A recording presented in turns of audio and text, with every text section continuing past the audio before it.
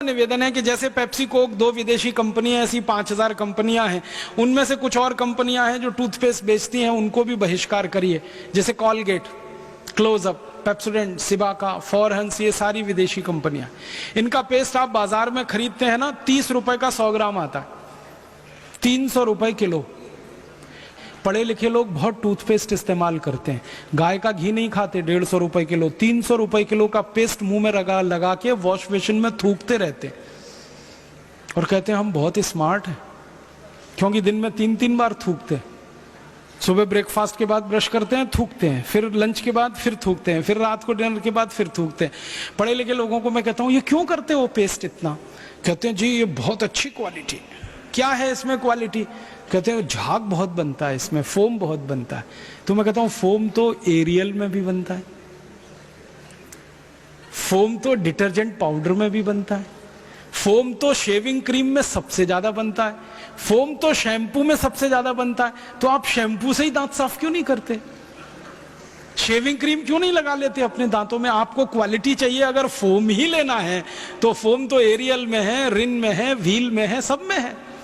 तो थोड़ी देर के लिए चुप हो जाते हैं, फिर वो कहते हैं आप ही बताओ क्या क्वालिटी है।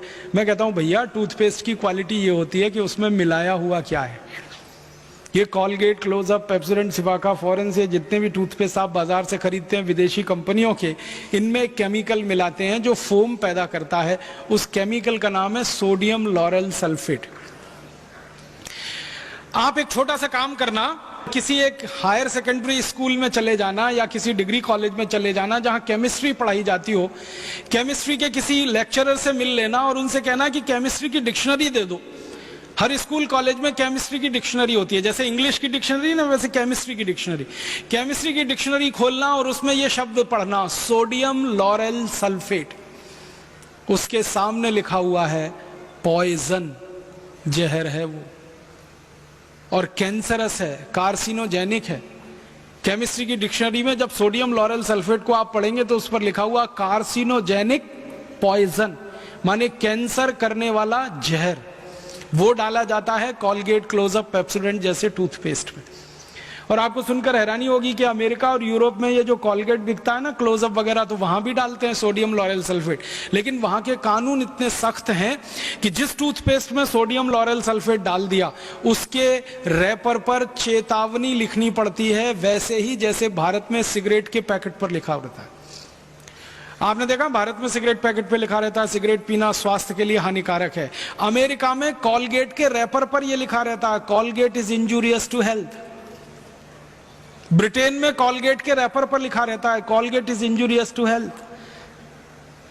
और ब्रिटेन, अमेरिका, कनाडा जैसे देशों में कॉलगेट के रैपर पे क्या लिखा रहता है मैं आपको वैसे का वैसे ही सुनाता हूं अंग्रेजी में, फिर उसका हिंदी बताऊंगा।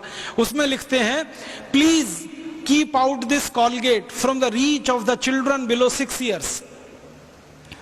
मतलब 6 साल से छोटे बच्चे को ये कॉलगेट कभी नहीं देना। क्यों?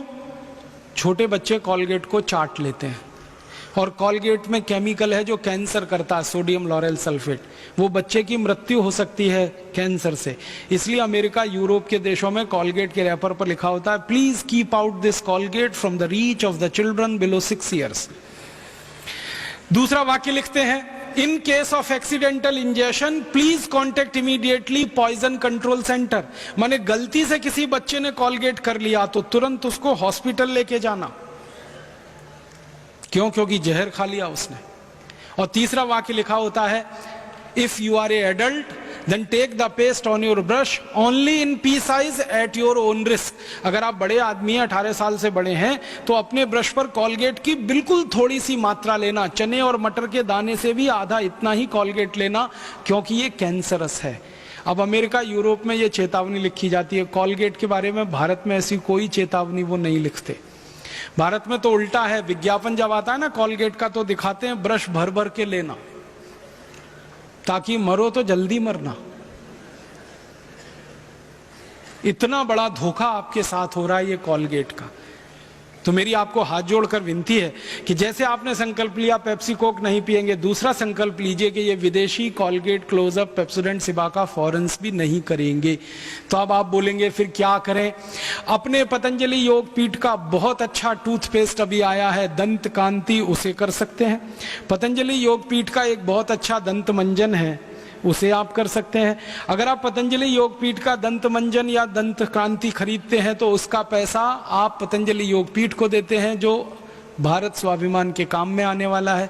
अगर आप कोलगेट क्लोजअप खरीदते हैं तो वो पैसा अमेरिका को देंगे, जो आतंकवादियों के काम आने वाला है।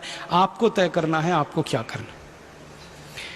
मेरी तो आपको रिक्वेस्ट है, विनती है कि आप दंत कांति खरीदें या दंत मंजन खरीदें या कोई और स्थानीय स्वदेशी दंत मंजन खरीदें, नहीं तो नीम का दातुन करें, बबूल का दातुन करें, कोई भी ऐसा काम करें जिससे भारत का पैसा अमेरिका ना जाए। स्वदेशी दंत मंजन, स्वदेशी जैसा टूथपेस्ट इस्तेमाल करके भारत का पैसा बचाएं। और एक सिंपल सी बात बताता हूं कि अगर सारे लोग कोलगेट क्लोजअप खरीदना बंद कर दें, हजारों करोड़ रुपए देश का बचे। उतने ही रुपए का अगर हम दंत मंजन खरीदें, लाखों लोगों को दंत मंजन बनाने का रोजगार हम दे सकते हैं इस देश। तो रोजगार बढ़ता है, गरीबी दूर होती है, अपने देश के पैसे की बचत होती है और हम स्वदेशी और भारतीयता के सिद्धांत का पालन करते हैं। यहां से आपके जीवन को शुरू करें। और जो लोग दातुन नहीं कर सकते वो उंगली से मंजन करें।